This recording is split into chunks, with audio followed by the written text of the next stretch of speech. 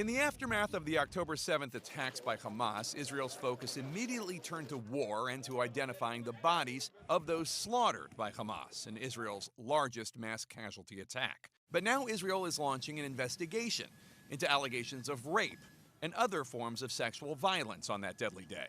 Israeli police are starting to build rape cases, relying on eyewitness testimony, video, and forensic evidence, as well as Hamas interrogations. Dr. Kochav El-Kayam Levy, named chair of the Civil Commission on October 7th crimes by Hamas against women and children, points to one reason why the investigations have been so difficult. We'll never know everything that has happened to them. We know that most women who were raped and who were sexually assaulted were also murdered.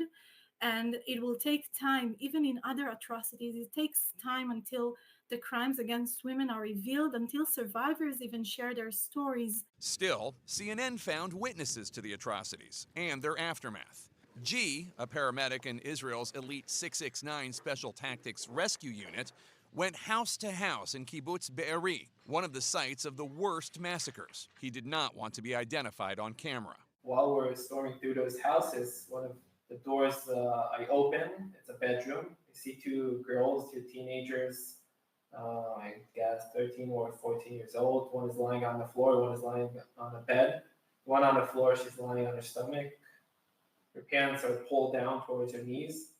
And there's a bullet wound on the backside of her neck near her head.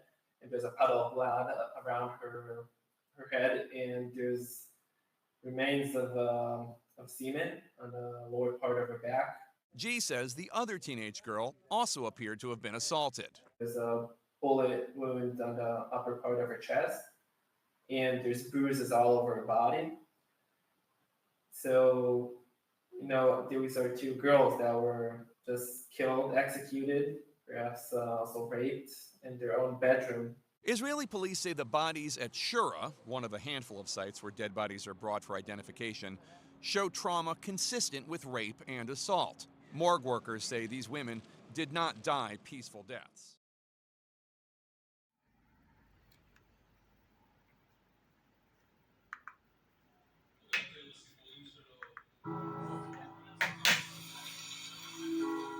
This particular screening was highly emotional.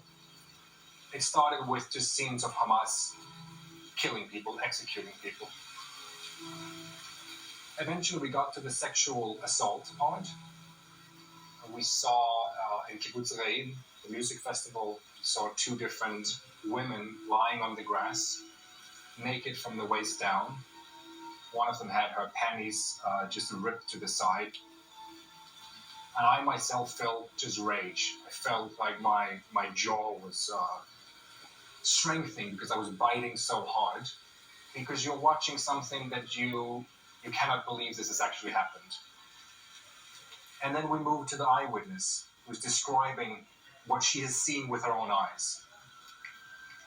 And she's describing how she saw a woman being raped by several Hamas terrorists, how they pulled her hair, how they tossed her from terrorist to terrorist, they cut her breasts off. And eventually, at the very end, the guy who was raping her shot her in the head, and then he finished. So he continued to rape her after he shot her in the head.